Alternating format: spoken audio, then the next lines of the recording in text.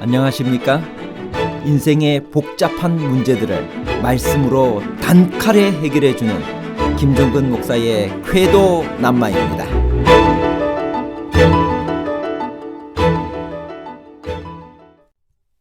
훌륭한 아버지 밑에서는 반드시 훌륭한 아들만 나오나요?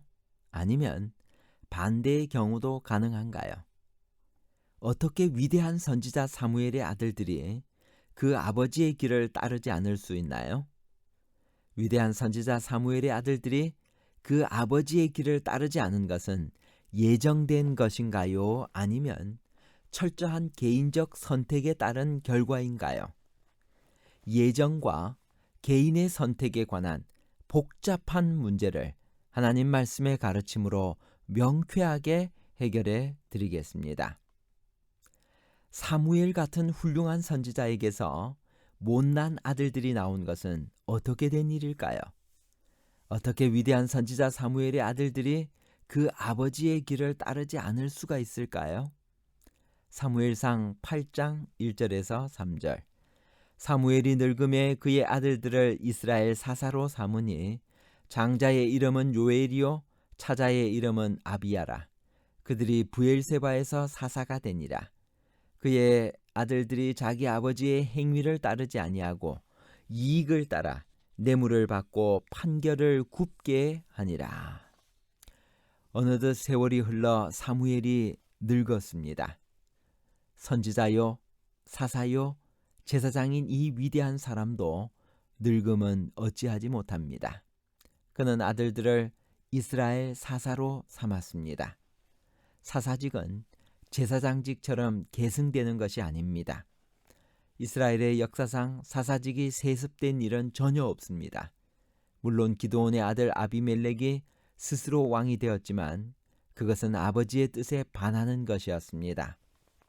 사무엘의 아들들을 사사로 삼았다는 것은 늙은 아버지를 돕는 일종의 보조 역할을 하였음을 의미합니다. 부조와 선지자 604페이지. 선지자 사무엘은 연로하여 정치적 책임을 다른 사람과 분담할 수밖에 없었으므로 그의 두 아들을 임명하여 그를 보좌하게 하였다. 사무엘의 두 아들 이름은 요엘과 아비야였습니다. 요엘은 여호와는 하나님이시다라는 뜻이고 아비야는 나의 아버지는 여호와라는 뜻입니다. 두 아들의 이름은 아버지 사무엘의 믿음이 반영된 이름입니다. 이 두 아들이 브엘세바에서 사사가 되었습니다. 브엘세바는 근동과 애굽의 교역에 중요한 역할을 감당한 요충지로서 사무엘이 통치하고 있던 라마로부터 약 80km나 떨어진 곳이었습니다. 그것은 사무엘 자신이 늙어 이곳까지 감당하기가 힘들었고 또 인접국 블레셋을 제어하기 위함이었을 것입니다. 그렇게 멀리 떨어진 가나안 남부 지역까지 다스리기 위해 반드시 보조 사사가 필요했을 것입니다. 사무엘은 암울한 엘리 시대에 여호와의 말씀을 회복한 등불 같은 사람이었습니다.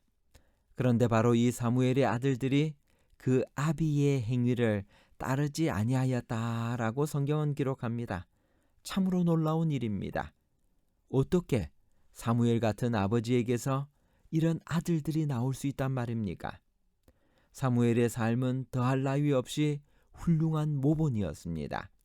훗날 사무엘은 온 이스라엘 백성들에게 내가 누구의 소를 빼앗았느냐, 누구의 나귀를 빼앗았느냐, 누구를 속였느냐, 누구를 압제하였느냐, 내 눈을 흐리게 하는 뇌물을 누구의 손에서 받았느냐라며 사무엘상 12장 3절에서 묻고 있습니다.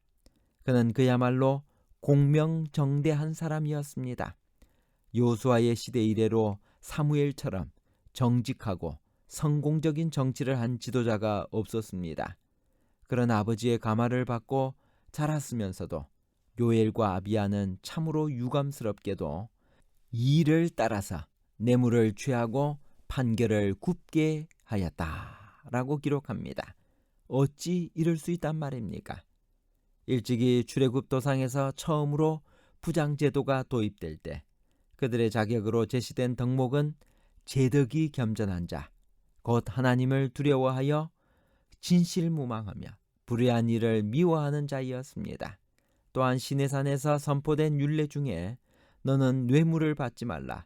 뇌물은 밝은 자의 눈을 어둡게 하고 의로운 자의 말을 굽게 하느니라는 경고와 송사의 다수를 따라 부정당한 증거를 하지 말라는 권고가 포함되어 있었습니다.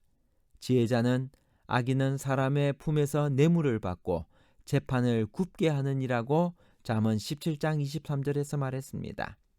뇌물과 왜곡된 판결은 지도자들에게 엄격히 금지된 조항들입니다. 그러므로 사무엘의 아들들이 이를 따라서 뇌물을 취하고 판결을 굽게 하였다는 것은 그들이 사사의 본분을 망각한 타락한 지도자들이었음을 단적으로 보여주고 있습니다. 사무엘 아들들의 부정은 이스라엘 민족의 정치 역사에서 가장 큰 변화를 초래했습니다.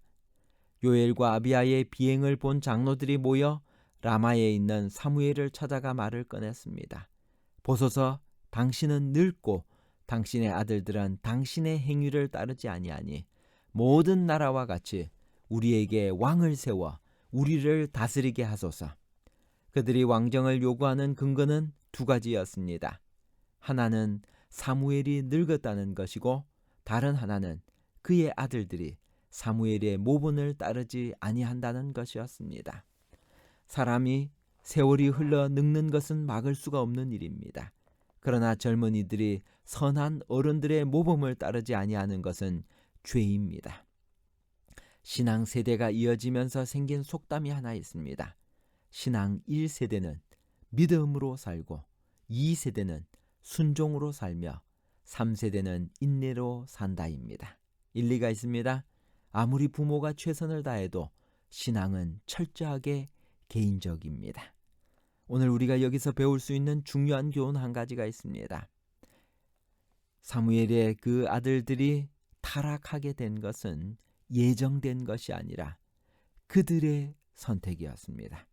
비록 바른 교육을 받았다 할지라도 그들이 순종하지 않고 말씀대로 살지 않은 것은 그들의 잘못이었던 것입니다. 제가 일본에서 유학을 하고 있을 때였습니다. 저의 신학과 동료 중에 한 명은 그 아버지가 목사님이었습니다. 그는 정말 이 세상에서 방탕한 삶을 살고 있었습니다. 아버지가 목사님이어서 어릴 때부터 정말 바른 신앙 교육을 받고 살았습니다. 그러나 그는 집을 뛰쳐나가 타락된 삶을 살았습니다. 아버지의 그 끝없는 간구와 기도에도 불구하고 그는 세상을 향해 나아갔습니다. 여러분, 이 시점에서 이것은 과연 아버지의 잘못이었는가 아니면 아들의 잘못이었는가를 생각해 보았습니다. 그런데 기적이 일어났습니다. 세상을 향해 떠나갔던 그 아들이 새벽 2시 집에 돌아오는 그 순간 거실에서 기도하고 있는 아버지의 모습을 보는 것입니다. 아버지가 자기 아들의 이름을 부르면서 그 아들이 끝까지 하나님 품으로 돌아오기를 간구하고 또 간구했을 때 그 아들의 마음속에 성령이 역사하기 시작했습니다. 그의 마음속에 회심이 일어나게 되었고 그는 하나님 품으로 다시 돌아오게 되었습니다. 그리고 제가 일본에 갔었을 때 그분은 신학과에 입학하여 저랑 같이 신학을 공부하게 되었습니다. 말씀을 연구하며 그가 했던 유명한 한 성경 말씀이 기억납니다. 요한복음 1장에 있는 말씀입니다. 빛이 비추되라고 하는 표현입니다. 하나님의 빛이 한 번만 비춘 것이 아니라 그 비추되 헬라어는 현재 진행형, 한 번만 비춘 것이 아니라 오늘도 계속해서 비추고 있다고 하는 사실 때문에 하나님의 빛 때문에 자기는 다시 주님 품으로 돌아왔다는 것입니다. 사랑하는 청취자 여러분, 오늘 우리의 자녀들 끝까지 기도합시다. 포기하지 말고 그들이 믿음 안에 살 수 있도록 기도하면 하나님께서 또다시 그들을 돌아오게 하실 것입니다. 결론입니다. 첫 번째, 사무엘의 아들 요엘과 아비야의 비행은 이스라엘 백성들로 하여금 왕정 제도를 요구하는 빌미를 제공했습니다. 둘째, 사무엘은 자신의 사사 통치 초기부터 고통에 참된 해결책은 통치 제도의 변화가 아니라 심령의 변화, 곧 회개하고 여호와께 돌아가는 것임을 백성에게 보여주고자 했습니다. 셋째, 위대한 선지자 사무엘의 아들들이 그 아버지의 길을 따르지 않은 것은 예정된 것이 아니라 철저한 개인적 선택에 따른 결과였습니다. 감사합니다.